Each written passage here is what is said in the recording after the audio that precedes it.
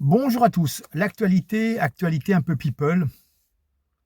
Bardella et sa copine. Alors, je suis pas un admirateur, donc je peux en parler très facilement.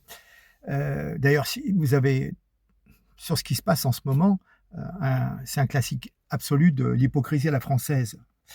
En 2017, Paris Match nous pondait un portrait dégoulinant de roses sur Raquel Garrigo, euh, Alexis Corbière, c'était les amoureux de la France insoumise, un couple militant, inséparable, garde du corps médiatique de Mélenchon, vie privée étalée, comme preuve d'authenticité, euh, à gauche, aucun problème, silence radio, c'était du journalisme humain, touchant, presque militant.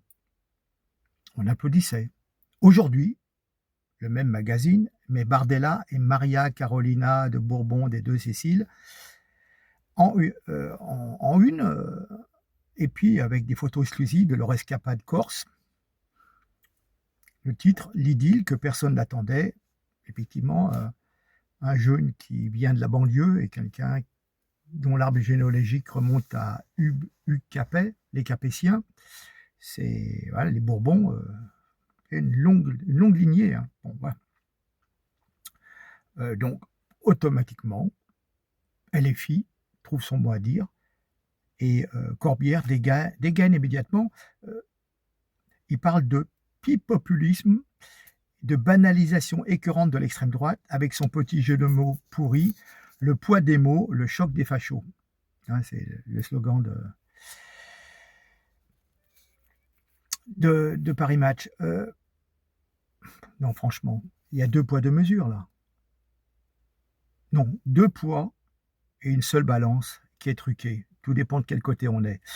Quand ce sont des cadres LFI qui posent en couple, souriant aux photographes et osent attaquer même, osent attaquer en justice tous ceux qui critiquent, c'est de la transparence, c'est de la belle vie militante. Hein. Puis quand c'est Bardella, c'est un jeune leader qui cartonne dans les sondages, une simple photo avec une aristocrate italienne devient une menace pour la République, une opération de com diabolique et une étape supplémentaire dans la fascisation du pays. Pauvre Tartuffe.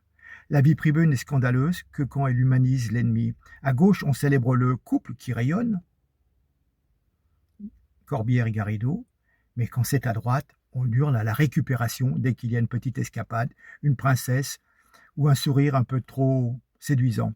Ce qui les rend fous, ce n'est pas le people en politique, ils en ont abusé sans vergogne, c'est de voir le RN sortir de la case facho à isoler pour devenir une droite populaire, attirante et surtout humaine. Un leader de 30 ans en couple, enfin j'ouvrirai une parenthèse,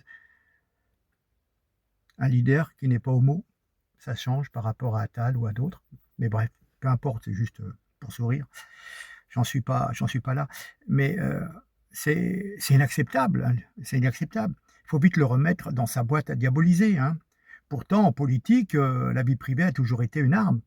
Mitterrand et toutes ses conquêtes, Sarkozy, Carla, Hollande, qui allait emmener les croissants, à Julie Gaillet le matin en scooter. Et rappelez-vous, c'était 2017, oui, Macron et Brigitte, on nous en a mis des couches. Hein. L'autre, à 15 ans, voire à 14 ans et demi, elle l'a déniaisé. Ah, mais là, c'était pas un problème. C'était un roman d'amour, je crois 24 ans d'écart. Mais ça les gênait pas. Hein. On nous en a mis. On a fait dégouliner le sucre, l'amour, bref. Et c'est grâce certainement à tout ce pipeau sur cet amour improbable entre vraiment deux générations différentes qui a aidé aussi à faire élire Macron. Donc,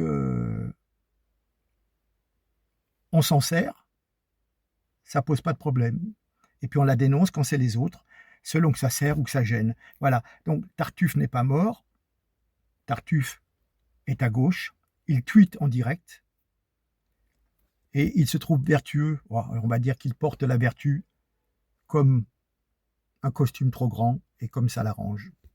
Voilà. À très bientôt, partagez.